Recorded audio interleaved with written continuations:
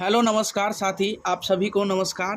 तो चलेंगे आज बहुत मज़ेदार क्वेश्चन के बारे में। क्लास 9th का केमिस्ट्री का क्वेश्चन आंसर और बताने वाले हैं।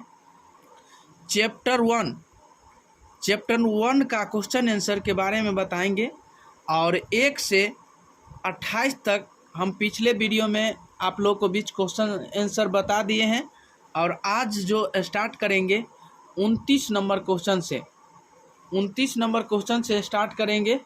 तो ध्यान देंगे और हमारे साथ कंटिन्यू बने रहेंगे और ठीक है। तो चलिए 29 नंबर क्वेश्चन से स्टार्ट करते हैं कि पदार्थ द्वारा अधिकृत यानी अधिकृत स्थान क्या कहलाता है, यानी पदार्थ द्वारा जो अधिकृत जो है वो क्या कहलाता है। तो बताइएगा, पदार्थ द्वारा अधिकृत स्थान को स्थान यानी आयतन कहते हैं, कहलाता है। क्या कहलाता है? आयतन कहलाता है। क्या कहलाता है? आयतन। तो 29 का पदार्थ द्वारा अधिकृत स्थान को आयतन कहलाता है। ठीक है, 29 में आयतन लिख दीजिएगा। ठीक है। 30 नंबर क्वेश्चन पढ़िएगा, क्या कहता है। क्या पदार्थ के ठोस रूप में भी उसके कण गतिमान रहते हैं? तो जी हाँ रहते हैं, जी हाँ रहते हैं। ठीक है, जी हाँ रहते हैं। चलिए 31 नंबर क्वेश्चन बताएंगे कि गैस के दाब से आई क्या समझते हैं?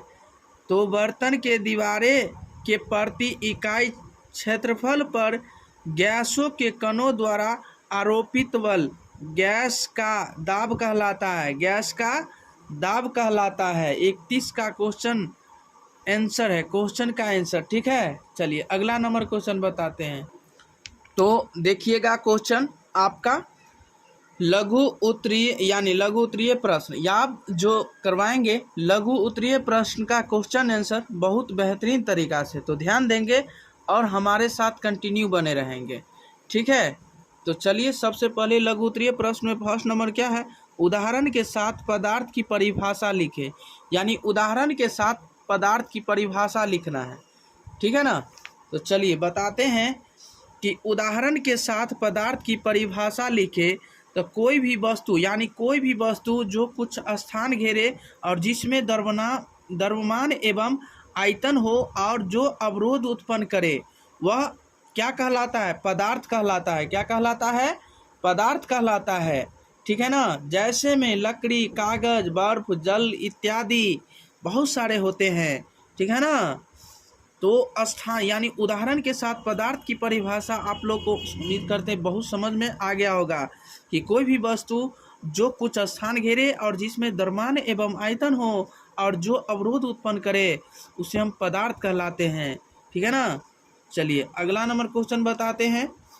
सेकंड नंबर क्वेश्चन सबसे पहले आप बुक में देख लीजिएगा, क्या कहता है।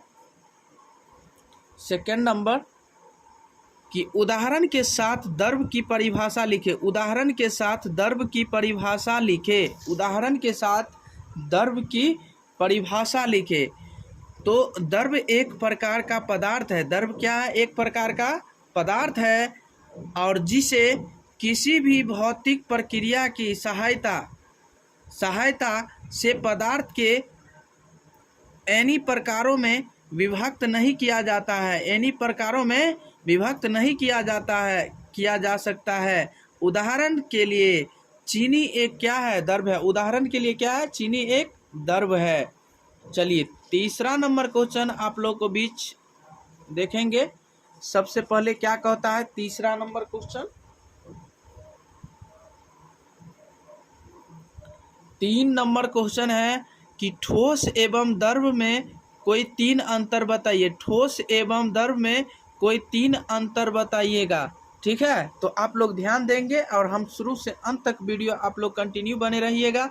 आप लोग को बीच ऐसा वीडियो सारे क्वेश्चन का सलूशन आप लोग को बीच इस वीडियो में बताएंगे फर्स्ट चैप्टर का। तो ठोस एवं द्रव में कोई 3 अंतर बताएं। तो बताइएगा, 3 अंतर बताएंगे, 3 आंसर बताएंगे। ठोस का अंतर और 3 द्रव का।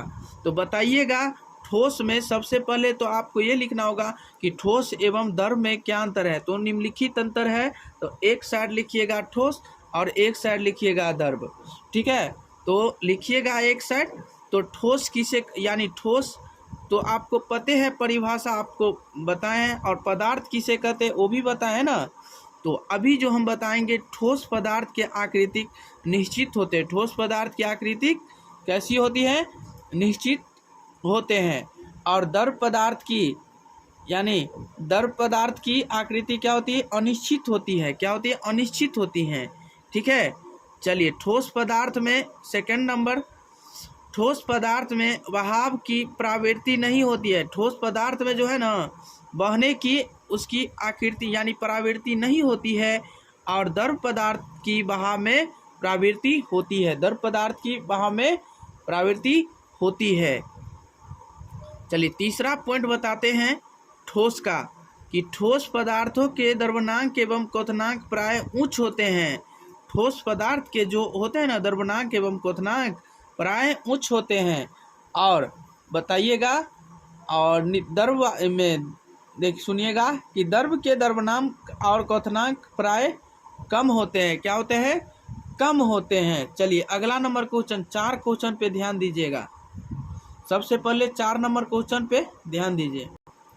तो 4 नंबर क्वेश्चन देखिएगा कि ऊर्ध्वपातन क्या है, और किन्हीं 3 द्रवों के नाम लिखे जो गर्म किए हैं, जो गर्म किए जाने पर ऊर्ध्वपातित हो जाते हैं। ठीक है, तो हमारे साथ कंटिन्यू बने रहिएगा, सारे क्वेश्चन का सलूशन बताएंगे आज की क्लास में ही। ठीक है, तो चलिए बताते हैं। सबसे पहले कि ऊर्ध्वपातन क्या है, और किन्हीं 3 द्रवों के नाम लिखे जो गर्म किए जाने पर ऊर्ध्वपातन हो जाते हैं। तो बताइएगा, सबसे पहले क्वेश्चन पे ध्यान देंगे। और आज कि ऊर्ध्वपातन वैसी प्रक्रिया है जिसमें कोई ठोस पदार्थ गर्म किए जाने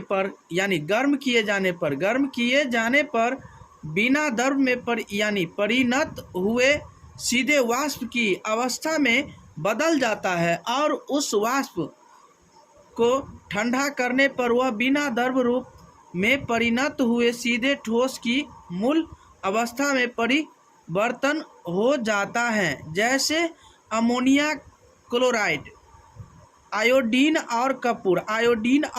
क्या होगा? आयोडीन और कपूर, अमोनिया क्लोराइड। आप समझ गए होंगे। चलिए अगला नंबर क्वेश्चन बताते हैं। 5 नंबर क्वेश्चन पे ध्यान दीजिएगा आप लोग। 5 नंबर क्वेश्चन पहले पढ़िएगा कि द्रव के हिमांक से आप क्या समझते हैं? द्रव के हिमांक से आप क्या समझते हैं? चलिएगा कि द्रव के हिमांक से आप क्या समझते हैं? तो वह ताप जिस पर कोई पदार्थ द्रव की अवस्था से ठोस अवस्था में परिवर्तन होता है, द्रव का हिमांक कहलाता है। क्या कहलाता है? इसका कहना है कि वह ताप जिस पर कोई पदार्थ द्रव की अवस्था से ठोस अवस्था में परिवर्तन होता है, द्रव का हिमांक कहलाता है। और यह प्रक्रिया द्रव का जमना कहलाता है। यह प्रक्रिया द्रव का जमना यानी जमना कहलाती है। ठीक है, चलिए 6 नंबर क्वेश्चन पे ध्यान दीजिएगा। पहले बुक में क्वेश्चन देख लीजिएगा कि है कि नहीं। 6 नंबर क्वेश्चन पढ़ेंगे कि द्रवण की गुप्त ऊष्मा क्या है। तो बताइएगा, क्वेश्चन देखिएगा, आंसर भी आपको साथ ही साथ मिलेगा आज के क्लास में, कि द्रवण की गुणत ऊष्मा क्या है। तो द्रव्यमांक पर किसी पदार्थ के ठोस अवस्था में परिवर्तित होने पर जितनी ऊष्मा अवशोषित होती है उसे द्रवण की गुणत ऊष्मा कहते हैं। क्या कहते हैं? गुणत ऊष्मा कहते हैं। चलिए अगला पॉइंट बताएंगे आपका 7 नंबर क्वेश्चन का आंसर। 7, वाष्पन की गुणत ऊष्मा से आप क्या समझते हैं? आप क्या समझते हैं? 7 नंबर क्वेश्चन पे ध्यान दीजिएगा। तो क्वथनांक पर किसी द्रव के गैसों में परिवर्तित होने पर जितनी ऊष्मा का अवशोषण होता है उसे वाष्पन की गणत यानी गणत ऊष्मा कहते हैं। क्या कहते हैं? गणत ऊष्मा कहते हैं। चलिए हमारे साथ कंटिन्यू बने रहें, आज बहुत बेहतरीन तरीका से बताने वाले हैं। तो सबसे पहले आप बुक में देखिएगा 8 नंबर क्वेश्चन कि आप कैसे सिद्ध करेंगे कि वाष्पन से ठंडक उत्पन्न होती है। तो बताइएगा, मोस्ट इम्पोर्टेंट क्वेश्चन है।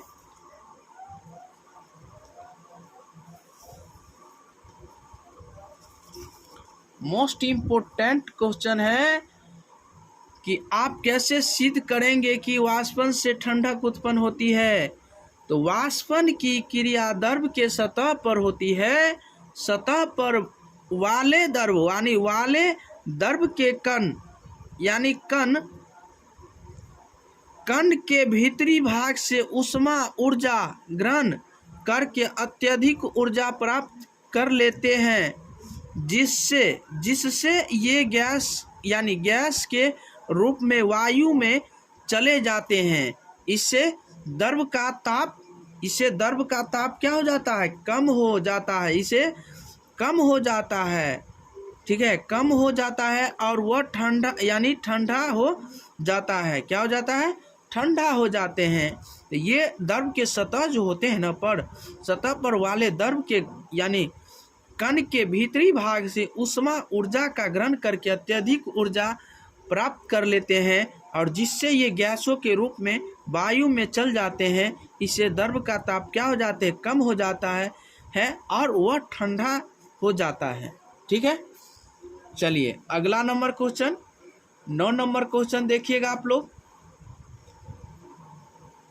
9 number question most important question है कि संघनन क्या है? गैस का संघनन कैसे किया जाता है? मोस्ट इम्पोर्टेंट ये क्वेश्चन आपका 9 नंबर क्वेश्चन है। आप बुक में भी देख सकते हैं कि संघनन क्या है और कैसे का संघनन कैसे किया जाता है। तो सबसे पहले आप सुनिएगा, तो ध्यान दीजिएगा आंसर पे। पदार्थ के गैसीय रूप का द्रव रूप में परिवर्तन गैस का संघनन कहलाता है। सबसे पहले तो आप संघनन का परिभाषा जानिए कि संघनन होता है क्या। तो पदार्थ के गैसीय रूप का द्रव रूप में परिवर्तन गैस का संघनन कहलाता है। गैस पर दाब बढ़ाकर या उसका ताप कम करके संघनन किया जा सकता है, या उस पर दाब बढ़ाकर या उसका कम ताप करके संघनन किया जा सकता है। गैस पर दाब बढ़ाने पर गैस के कण परस्पर काफ़ी निकट आ जाते हैं। क्या होते हैं? परस्पर काफ़ी निकट आ जाते हैं, जिससे अंतराणविक स्थान घट जाता है। क्या होता है? घट जाता है। ऐसा होने से गैस कानों के बीच अंतराणविक आकर्षण बल काफ़ी बढ़ जाता है, जिससे गैस द्रव में परिवर्तित हो जाती है। ठीक है, समझ गए होंगे आप लोग बहुत अच्छा तरीका से। इसे कॉपी में इसे नोट कीजिए और इसे अच्छा तरीका से इसे ध्यान दीजिए और मेहनत कीजिए। आप पढ़ाई करते हैं, पढ़ाई ही कर रहे हैं तो अच्छा से मेहनत कीजिए। इतना पढ़ाई कीजिए कि आपको कुछ मिले और कुछ ध्यान दे, कुछ सीखे। ठीक है ना। चलिए अगला नंबर क्वेश्चन बताते हैं। 9 नंबर क्वेश्चन पे ध्यान दीजिएगा। 9 नंबर क्वेश्चन है, बहुत इंपॉर्टेंट क्वेश्चन है, आपको बुक में भी मिलेगा कि ये 10 नंबर क्वेश्चन है। कितना नंबर? 10 number question. तो सबसे पहले जानेंगे कि वाष्पन और क्वथनांक में अंतर क्या है। वाष्पन और क्वथनांक में अंतर क्या है तो बताइएगा। मोस्ट इम्पोर्टेंट क्वेश्चन है कि वाष्पन और क्वथनांक में क्वथन में, यानी क्वथन में क्या अंतर है? निम्नलिखित अंतर है। ठीक है, तो बताइएगा वाष्पन, सबसे पहले वाष्पन और क्वथन में निम्नलिखित अंतर है। ठीक है ना, और बताइएगा वाष्पन एक साइड लिखिएगा और एक साइड क्वथन, क्वथन लिखिएगा।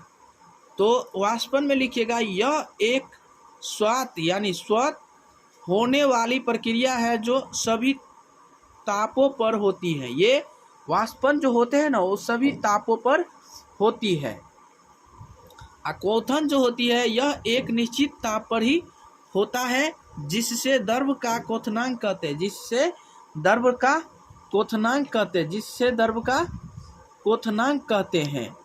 चलिए आप बताइएगा वाष्पन का सेकंड पॉइंट, यह द्रव के सिर्फ ऊपरी सतह पर ही होता है, द्रव के भीतरी भागों में नहीं।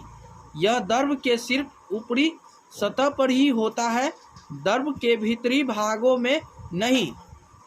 यह संपूर्ण द्रव में होता है जिसमें द्रव के भीतरी भागों से बुलबुल निकलते रहते हैं। किस में?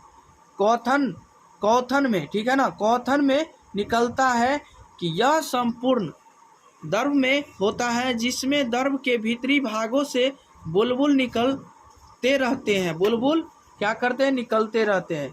तो मेरे प्यारे दोस्त और भाई बंधु, आज की क्लास में आप लोगों को भी जो बताए हैं मेरे प्यारे दोस्त और भाई बंधु, तो चलिए आज की क्लास में इतना ही। तब तक के लिए बने रहें, इससे अगले वीडियो में फिर मिलेंगे। आज के लिए इतना ही, तो आज के लिए इतना है, इससे अगले वीडियो फिर मिलेंगे। और ऐसा वीडियो पाने के लिए आप लोग इसे सब्सक्राइब कीजिए, लाइक कीजिए, कमेंट कीजिए, शेयर कीजिए, ताकि जब जब लाइव क्लास आऊँ या वीडियो अपलोड करूँ तो आप लोग को भी ज़रूर नोटिफिकेशन जाए, तो आप लोग इसे क्लास कर सकें। तो चलिए आज की क्लास में इतना ही, तब तक के लिए।